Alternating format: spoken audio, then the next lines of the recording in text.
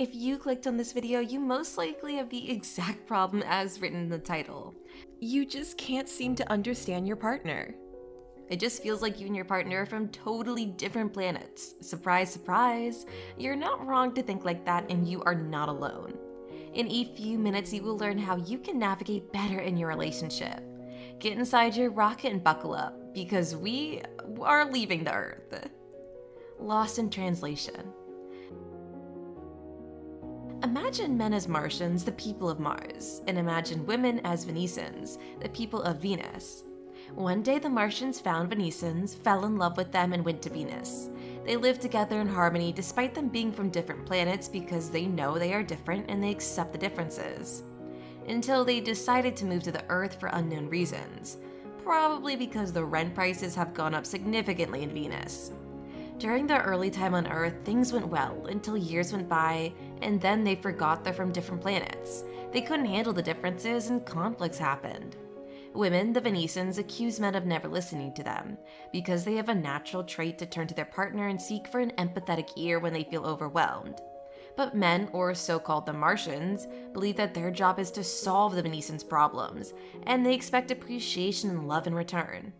The expectations from both parties don't match. Women don't receive support they seek, and men feel rejected. So men, what should you do? You should simply listen empathetically and undividedly to your partner. And you might be thinking, hey, why do the men have to do the work here? Bear with us. Now, imagine the other way around. The men now feel overwhelmed. During their days on Mars, they would withdraw to their caves when they have a problem just because they want to be alone for a while. And men still have that habit when they are on Earth. But women can't just let that happen. They want to give all the advice that they have because they care for their partners. But the advice-giving act can trigger men's insecurities.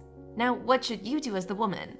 Just respect men's needs to be alone in their man cave for a while, and imagine them saying, "I'll be back to you." I'll be back.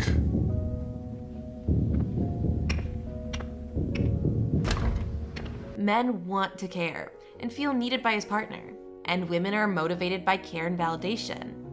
Men will lose the motivation to work on their relationship if they no longer feel relied on by women. So do women when she gives support without receiving enough love in return?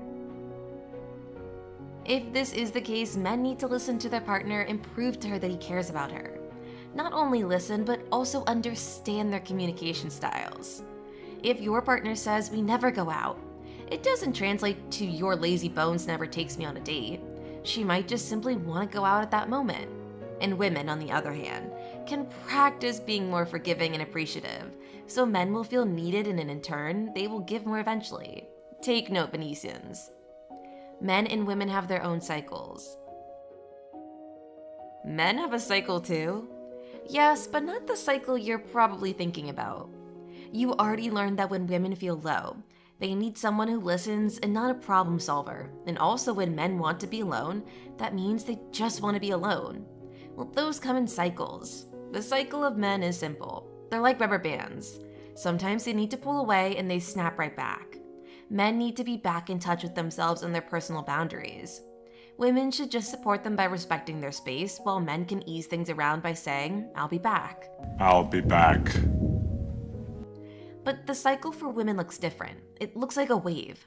Women can feel good about themselves, and that is when they are on top of the wave. But things can't be on top forever, including women. Sorry, children. When women crash down, this is when they experience the phase of low self-esteem.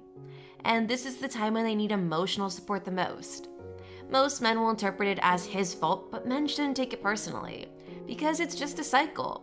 What you can do is to be patient and show that you deeply care about her. The game of love. Do Martians and Venetians play games? Yes, they do. They play the game of love with each other, but the problem is that they don't count the score points in the same way.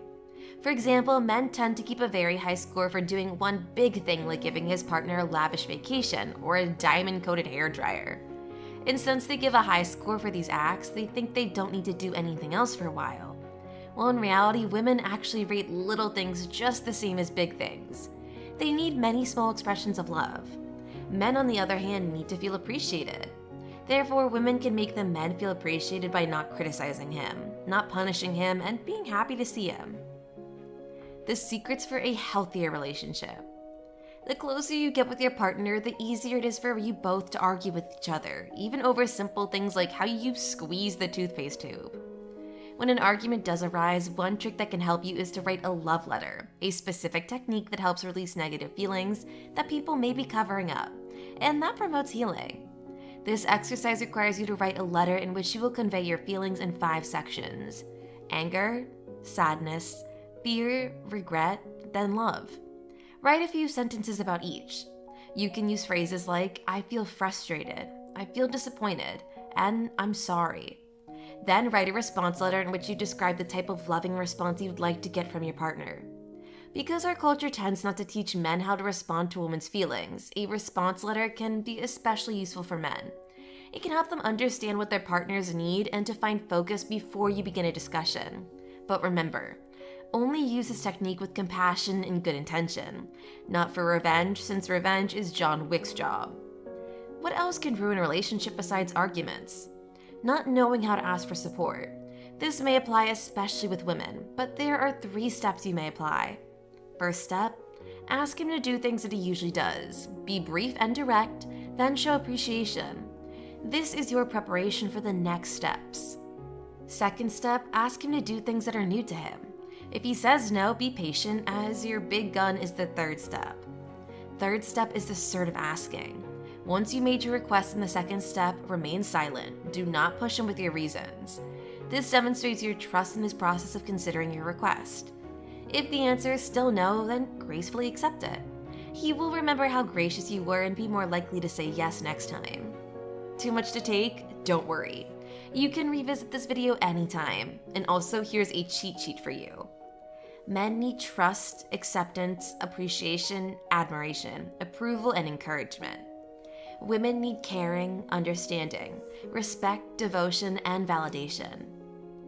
Do you also have another secret cheat sheet or trick that you can share with other couples?